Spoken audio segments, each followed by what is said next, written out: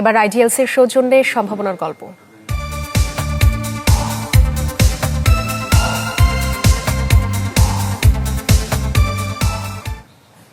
Hotel বয়ের চাকরি ছেড়ে কন্টেন্ট বানিয়ে মাসে প্রায় 15 লাখ টাকা আয় করছেন বিল্লাল। ইচ্ছাশক্তি থাকলে স্বপ্নকে যে বাস্তবে রূপ দেওয়া যায় তারই উদাহরণ তিনি।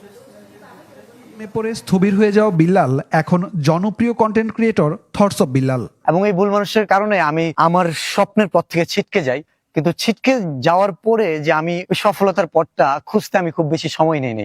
দৃষ্টিনন্দন ভিডিওগ্রাফির সাথে কাব্যগুণ আর দর্শন মেশানো বক্তব্য দিয়ে ফেসবুকের জন্য কন্টেন্ট বানান। কোটি কোটি দর্শক বুঁদ হয়ে থাকে তার এসব ভিডিওতে।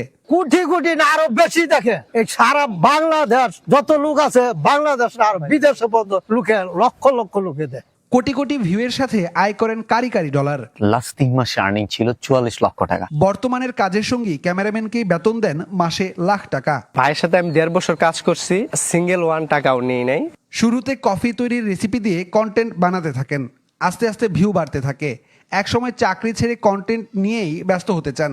শুভাকাঙ্ক্ষীদের বাধার মুখে বারবার নিজের ভবিষ্যৎ নিয়ে ভাবতে হয় তার। ইতোমধ্যে বাবা মারা গেছেন, মায়ের সংসারে এখনো ভালো ঘর করা হয়নি। তবে এরই মধ্যে বড় কোনো শিল্প কারখানা করে আরো বড় পথের দিকে হাঁটতে চান কন্টেন্ট ক্রিয়েটর বিল্লাল হোসেন।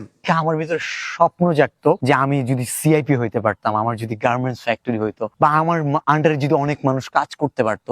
প্রতিবেশীরা মন থেকে চায় না তুমি সফল হও, দুঃখ কষ্টে গড়া জীবন অন্ধকারে পড়ে রও।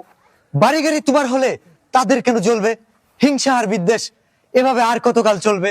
ইমরান হাসান রাব্বি, চ্যানেল 24, শেরপুর।